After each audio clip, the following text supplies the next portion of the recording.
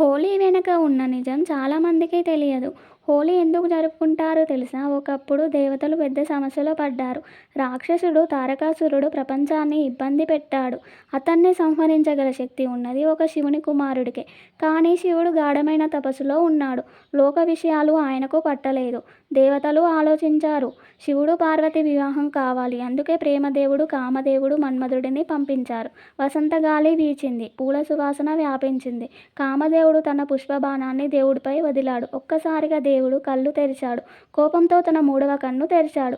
అగ్నిజ్వాలలతో కామదేవుడు భస్మమయ్యాడు. అందరూ భయపడ్డారు. కామదేవుడి భార్య రతీదేవి కన్నీరు పెట్టుకుంది. ఆమె భక్తి చూసి శివుడు కరుణించాడు.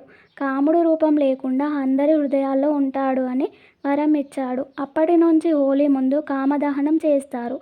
అది చెడు ఆలోచనలు, అహంకారం దహనం చేయడానికి సూచిస్తుంది. తర్వాత రోజు రంగులతో హోలీ ఆడతారు.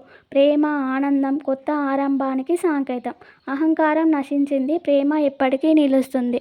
వీడియోకి లైక్ చేయండి.